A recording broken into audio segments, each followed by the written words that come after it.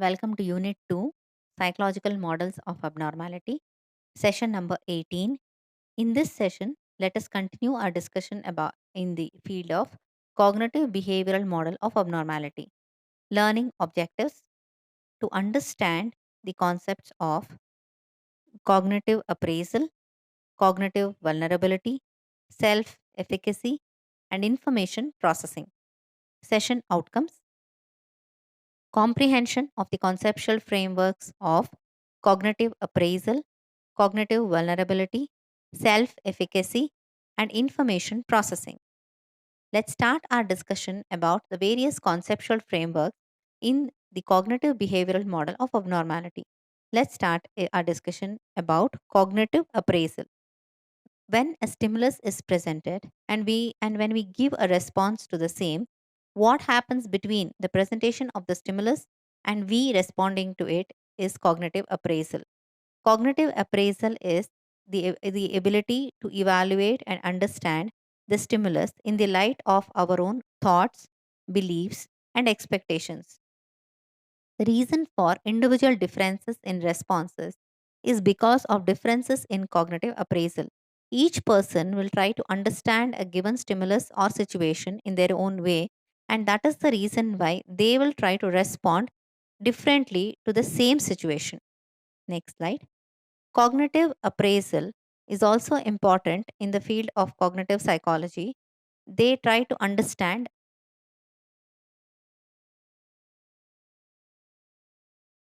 we try to understand the cognitions of a person with psychiatric disorders.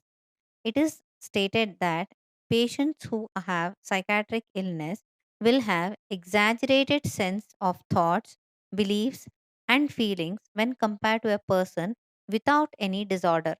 The long standing development of such kind of a disturbance or cognitive vulnerability is termed as distal. Distal is these distortions will be present in an individual long before he actually develops a psychiatric problem.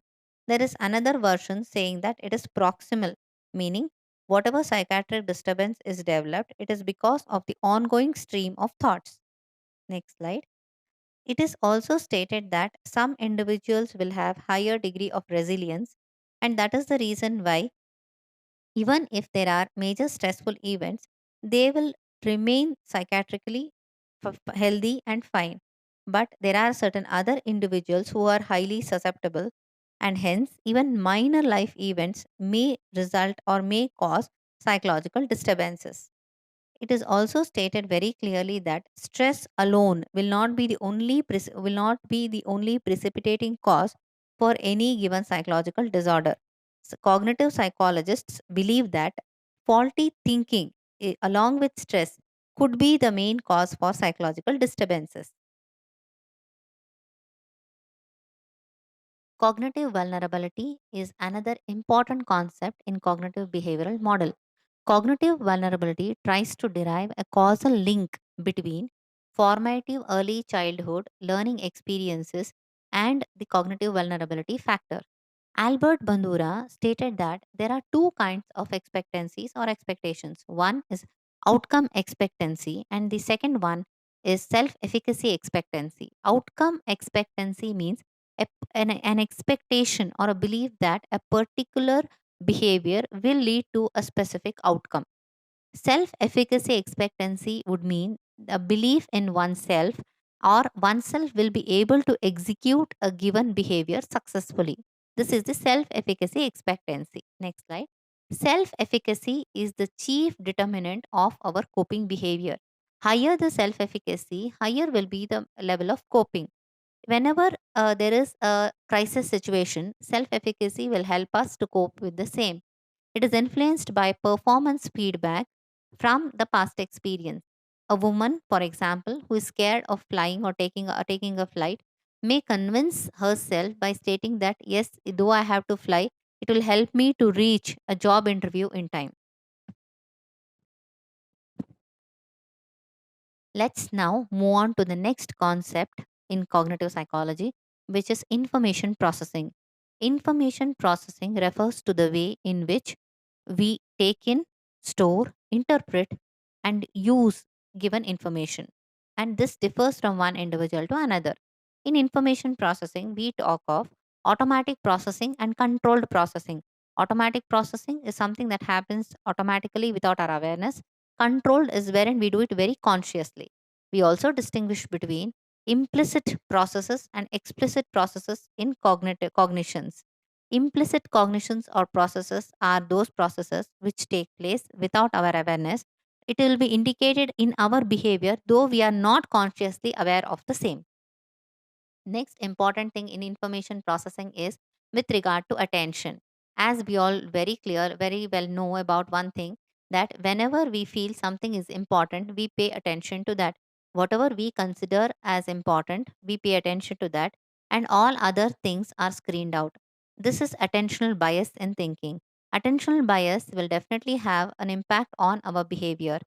It is found that people who have depression or patients with depression mainly pay attention to negative aspects of the situation, negative aspects of the self, and negative outcomes of the events. So, in this way, they are paying attention only to the negative side of life. Next one, organizing structure. Whatever information we have, we tend to organize it in the form of schemas. Schemas are the structures or organized units of knowledge. We form schemas about others, ourselves, world, and everything. Whenever we have a positive schema about ourselves, feeling that we are liked, we are wanted, we are important, that is the positive schemas. Negative schemas would be like I am worthless, I'm beyond help, I cannot be of help to anybody. So these are the negative schemas a person may have about oneself. Aaron Beck suggests that positive schemas are very adaptive and it will contribute to psychological and physical health, whereas negative schemas are maladaptive and they are the main cause for many of the psychological disorders.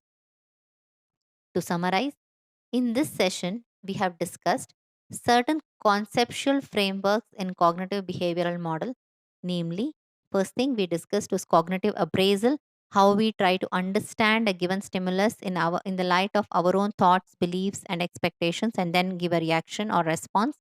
Self efficacy, a belief that we will be able to execute a given behavior successfully.